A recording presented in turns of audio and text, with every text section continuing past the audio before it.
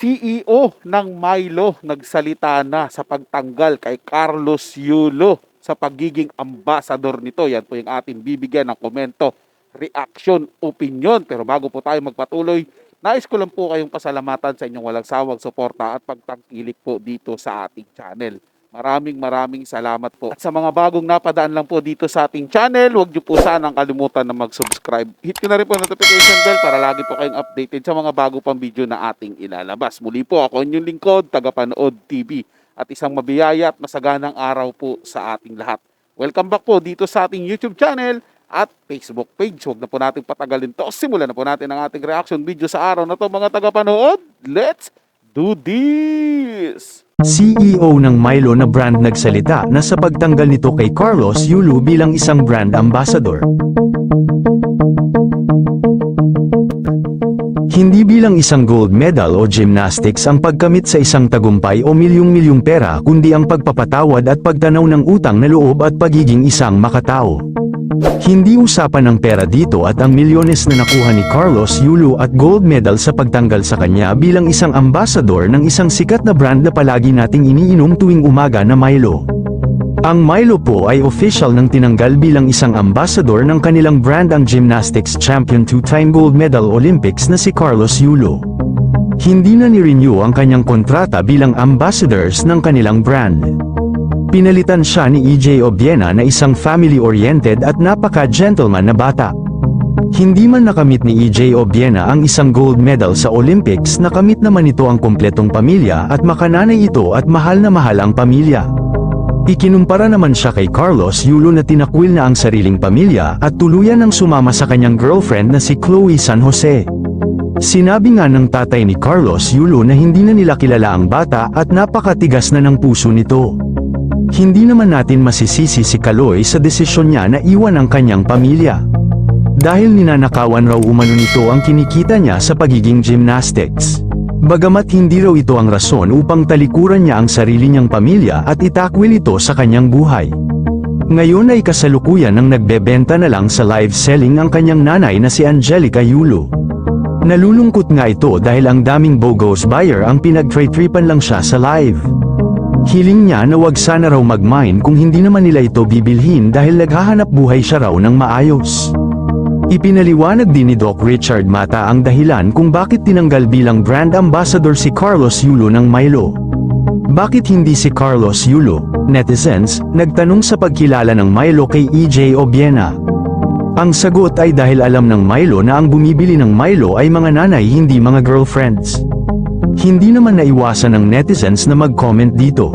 Si EJ Obiena kasi nasa puso pa din niya ang respeto at paggalang pagmamahal sa magulang at yun ang ating kailangan ngayon, lalong-lalo na sa mga kabataan. Dapat pa ding manatili ang kulturang Pilipino sa ating mga puso dahil doon tayo hinahangaan, lalong-lalo na ng mga taga-ibang bansa. Kaya ang paggalang sa magulang ay dapat manatili sa ating puso at isipan. Mabuhay po kayo Milo Company. Say ng netizens na tamang desisyon ang ginawa ng CEO ng Milo na si Joseph Rupina. Isa pa sa tinutukoy na dahilan ang girlfriend nito na si Chloe San Jose kaya nalalagay sa alanganin si Carlos Yulo. Yun lamang po. Ano ang masasabi mo sa balitang ito? Comment mo sa ibaba. Huwag kakalimutan i-like ang video na ito. Maraming salamat po sa panunood. So yun na po, mga tagapanood.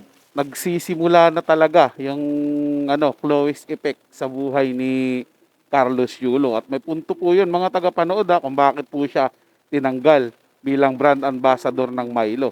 Kasi nga naman po, nanay ang bibili ng Milo, hindi naman po girlfriend. Pinapainom po yan nila sa kanilang mga anak. So dahil nga po, ang magiging ambassador o magiging model doon ay si Carlos Yulo, yung ibang nanay sasabihin, wag yan, di naman nasunod sa pamilya yan, wag na po tayo bumili dyan. Ganun po mga tagapanood, makaka-apekto rin po talaga yan. Alam naman po natin, kapag medyo inis yung isang magulang sa nakikita nila, wag yan, iniiwasan po nila yan. So, baka nga naman humina yung sales ng Milo. Alam naman po natin, yung negosyo mga tagapanood, yung mga kinukuha nilang modelo dyan o brand ambassador dyan, yung talagang nagre-reflect doon sa produktong ibinibenta nila. Di ba po? Katulad nito ni yung pumalit, si EJ po, mga tagapanood. Di ba? Mahal na mahal niya yung pamilya niya, makananay siya. Yun nga yung target ng Milo. na yung nanay ang bibili kasi yun naman talaga yung nag-grocery madalas po mga tagapanood, 'di ba? Yung nanay. Pag nakita ng nanay, oh, mabait na bata 'to. Siyempre pag nakita ng picture ni Carlos Yulo, oh, may issue nga ngayon yan eh. Tinalikuran daw yung nanay niya. 'Di ba makakaapekto diyan eh. Huwag tayong bumili diyan, huwag nating suportahan yung bata yan. Hindi pala maayos yan sa pamilya niya. Kaya malaki rin po epekto ng mga tagapanood. Pansinin niyo po sa ibang bansa nga eh. 'Di ba lalo sa NBA po, example lang natin 'yan. Kapag may issue yung isang tao, 'di ba? Madalas po tinatanggal sa team 'yan, no? Hindi na binibigyan ng panibagong kontrata. Kapag ikaw ay may issue katulad nung nanlalait ka ng mga negro, mga kung ano-ano yung sinasabi mo sa ibang tao. Basta may mga attitude po mga tagapanood, inaalis po kaagad 'yan.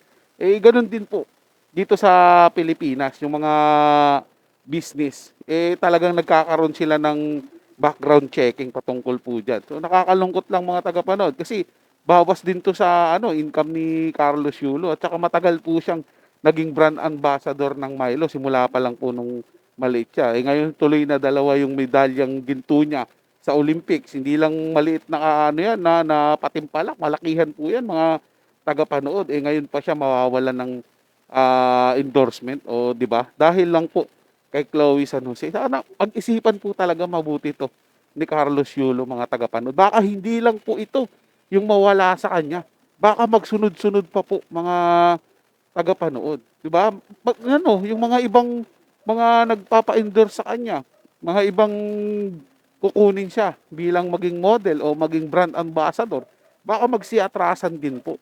'Di ba? Magkakaroon po talaga ng epekto to mga tagapanood sa buhay niya. At dito na magsisimula na baka lalong maubos o mawalan siya. 'Di ba? Eh, ano na lang po 'yan mga tagapanood kapag tuluyan na siyang nawalan ng pera, 'di ba? Nawalan ng kinang. Tingin niya po ba etong si Chloe San Jose ay mananatili ito sa tabi niya? At siya naman yung, sige ako nang bahala sa'yo. Kahit mawalan ka ng pera, ako susuporta sa'yo. Total, malakas naman yung vlog ko eh. Ganun po kaya ang sasabihin sa kanya ni Chloe San Jose, mga tagapanood? Or baka naman iwan na lang po siya na parang basahan sa gilid dahil walang-wala na po siya. Sino po ang babalikan niya kung tinalikuran niya yung pamilya niya ngayon? Di ba po? Eh di para siyang basang sisiw sa gilid ng kalsada. Yun po dapat ang pag-isipan ni Carlos Yulo. Wag po lahat ibinubuhos niya kay Chloe San Jose. Pwede namang magmahal eh. Pero wag masyadong ibigay ng todo-todo. So yun lang po mga tagapanood. Nagustuhan niyo po yung ating talakayan sa araw na to. At kung kayo bago lang po na napadaan dito sa ating channel, wag niyo po sanang kalimutan na mag-subscribe. Hit nyo na rin po notification bell para lagi po kayong updated sa mga bago pang video na ating ilalabas. Share, like, and comment din po kayo mga tagapanood. Atin yung babasahin at pupusuan. So hanggang sa muli po, ito yung Tagapanood TV. Komento at opinion lamang, wala pong personalan. Paalam po at mabuhay po kayong lahat.